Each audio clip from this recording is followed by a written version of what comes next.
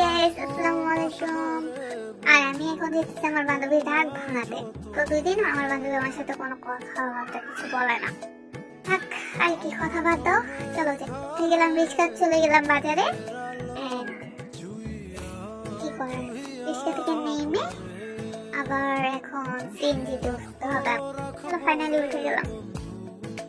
আমি একা, এই সময় আমার একটা গান মনে আসতেছিল।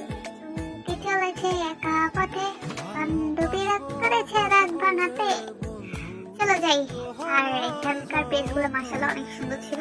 আর সামনে ফুল তো দেখতেই পাচ্ছ, খুব ভালো লাগছে আমার। জায়গাটা খুব, এখন যে জায়গাটা দেখতেছো খুব প্রিয় জায়গা, জানো। আর এই জায়গাটা হলো আমার ফ্রেন্ড যে রাগ করছে তার নাম ওদের বাড়ি। এন্ড ফাইনালি আমরা চলে আসলাম মূল উদ্দেশ্য যেটা, ওইটা হবে। চলো দেখি কি উদ্দেশ্যটা।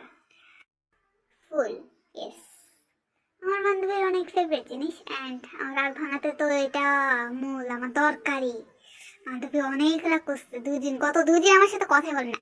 আর ফুলের সাথে যে চকলেট না দিলে নাই হয়। এন্ড বান্ধবী দেখে তো আমার ফুল অবাক, মানে বিশ্বাসই করতে পারতেছিলাম যে আমি আসছি। এন্ড দিলাম ফুল এন্ড বললাম বান্ধবী আই লাভ ইউ। এন্ড চলে যেতেছি টুকুর টুকুর করে একটা দোকানে, মানে টেলার্সের দোকান। এন্ড গেলাম, কিছু জিনিস কিনা ছিল টুকটাক। পরে এই যে আমার কিউট সুইট পার্সন, যার কথা না বলে না হয়, ওর ঠোঁটগুলো মাশাআল্লাহ এত এত এত সুইট। এন্ড আমরা চলে গেলাম, মানে ওরও ছিল ঝালমুড়ি খেতে। এন্ড ঝালমুড়ি খাইলাম, আবার ঢুকলাম ঢুকা স্টাফ, যেটা আমার লাগবে আমার ফ্রেন্ডও লাগবে। এন্ড খাইলাম সিঙ্গারা। আমার বান্ধবী আমার দেখো রাগ ভাঙছে, সব ভুলে গেছে। আর খাইলাম সমুচা, যেটা আমার ভালো লাগে, এখনকারটা ভালো লাগে। চলে গেলাম চুরি করতে, মানে এটা কাজ জানি না। আমাদের বান্ধবীদের বাড়িতে গেছি, ছাদে উঠলাম, এত কিছু জানার দরকার নাই ভাই। খাইছি শেষ। এন্ড যে একটা ভাব আমার দেখো,